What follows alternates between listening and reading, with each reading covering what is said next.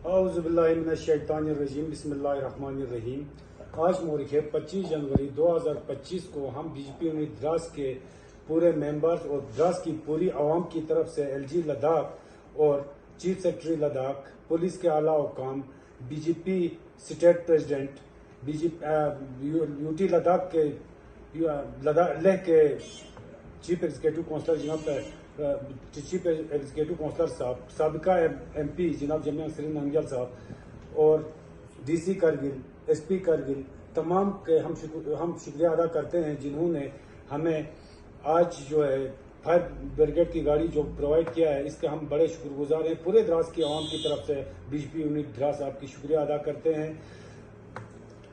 करते हैं और इसी के साथ साथ हमें आज ये हमारी द्रास की आवाम ये समझ रही है कि ये समझनी चाहिए कि जनाब प्राइम मिनिस्टर नरेंद्र भाई मोदी जी ने जो ये गाड़ी जो दी है, ये 26 जनवरी का तोहफा हमें समझना चाहिए।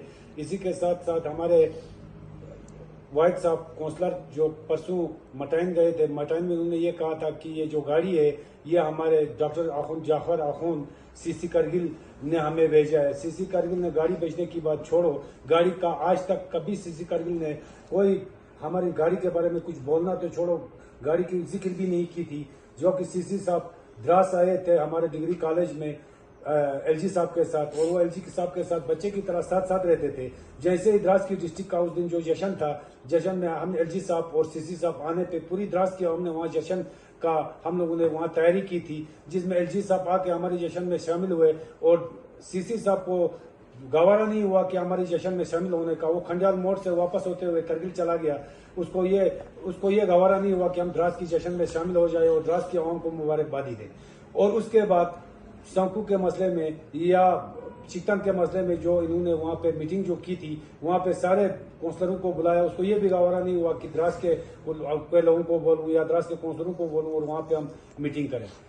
इसी के साथ साथ हम हमारे बीजेपी के आला हुकाम से हम ये उम्मीद रखते हैं, खुसूसन हमारे साबिका एमपी जनाब जमिया नसरीन नंगल, हमारे सीसी ले, हमारे स्टेट प्रेसिडेंट और अमित शाह जी, भाई जनाब नरेंद्र मोदी जी, सबों से हम ये उम्मीद रखते हैं कि जो हमारा ट्यूलिप गार्डन का मसला है, हमारे गंडोले का मसला है, द्रास मुश्कू गुरेस रोड का जो मसला है, इन मसलों को भी जल्द अज जल्द हल करके द्रास की आवाम को सौंपेंगे। इसके अलावा हमारे जनाब फयाज अहमद कारी चीफ पेट्रन द्रास बीजेपी के हम बड़े शुक्रगुजार हैं, जिन्होंने आला हुकाम तक जाके आला हुकाम तक ये बातें पूछा कि जो गाड़ी हमें प्रोवाइड कराई है। इसके अलावा जो हमारे डिस्ट्रिक्ट का जो स्टेटस मिला है, इसमें सबसे ज्यादा रोल जो है हमारे कारी साहब का रहा है, जिन्होंने आला हुकाम तक कोशिश करके हमारे प्राइम मिनिस्टर तक ये बात पूछा के, होम मिनिस्टर तक ये बात पूछा के द्रास के लिए डिस्ट्रिक्ट का जो स्टेटस दिलाया। आज जो द्रास को जो गाड़ी दिलाई है, इसमें पूरा से पूरा जो है सपोर्ट जो हमारे द्रास के लिए हमारे चीफ पेट्रन द्रास जनाब फयाज अहमद कारी का है। और फयाज अहमद कारी साहब आज भी हमारी द्रास के जो भी मफाद है, जो भी काम है, जो भी मसले, उन्हीं मसलों को लेके अभी भी वो अपने इलाके से बाहर हैं। क्योंकि आज इस महफिल में नहीं होना, इस प्रेस कॉन्फ्रेंस में नहीं आने का मकसद, इस बाइट में नहीं आने का मकसद वही है कि हमारे कारी साहब जो है द्रास के मसले लेके, द्रास के काम लेके वो हमारे सिचुएशन से बाहर बैठे हुए हैं। तो इसी के साथ साथ हम द्रास की आवाम को ये खुशखबरी भी सुनाना चाहते हैं कि हमारे मोदी जी ने जो बोला है, सबका साथ, सबका विकास और सबका विश्वास, इसी के साथ जो है बीजेपी पार्टी चल रही है। और ये काम जो है जो भी काम होगा बीजेपी करके रहेगी। हालांकि आप लोगों को खुद बखूबी इल्म है कि हमारे द्रास को जो सब डिवीजन का स्टेटस जो दिया गया था, सब डिवीजन तो दिया गया, लेकिन हमारे पास इनको कन्फर्म एसडीएम अभी तक हमारे द्रास में प्रोवाइड नहीं किया।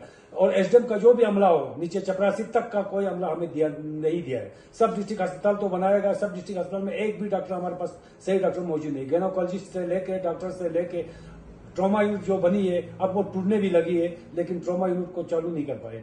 इसलिए हम सीसी करगिल से ये गुजारिश करते हैं, बराए मेहरबानी द्रास के साथ सुतेली माँ का सलूक नहीं करें।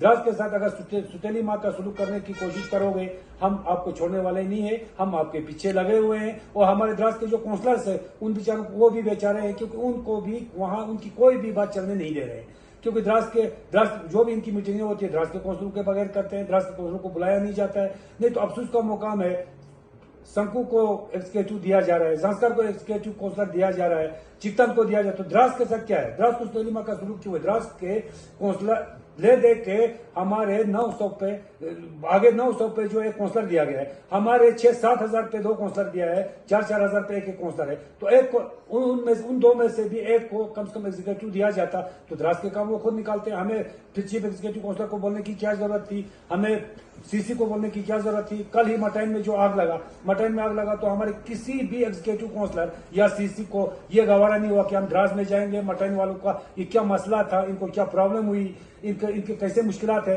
ये देखना ये नहीं चाहे। सिर्फ से सिर्फ हमारे अपने लवर बुला के काउंसलर वाहिद साहब आए हैं और उन्होंने भी वो जो बोला कि वहां पे हमारी जो गाड़ी आ रही है, गाड़ी में हम हमारे सीसी साहब का योगदान है। सीसी साहब ने भाई सीसी साहब ने एक लफ्ज भी नहीं बोला है। ये लाने में जो भी कोशिश की है हमारे चीफ पटेल साहब ने की है। इसके साथ साथ हमारे जो सपोर्ट मिला है स्टेट प्रेसिडेंट, हमारे स्टेट प्रेसिडेंट, हमारे लेके सीसी साहब और हमारे साबिका एमपी साहब जमीन श्रीनगर साहब, इन्होंने जो है हमें इन्हीं की मदद से हमें जो है ये गाड़ी मिली है। और द्रास वालों को ये 26 जनवरी का तोहफा मिला है। जनाब नरेंद्र मोदी साहब हमारे जो प्राइम मिनिस्टर है उनकी बदौलत से ये चीजें मिली है। और सीसी कर्मी से हम फिर से एक बार रिक्वेस्ट करते हैं कि द्रास के साथ सुतली माँ का सलूक न किया जाए।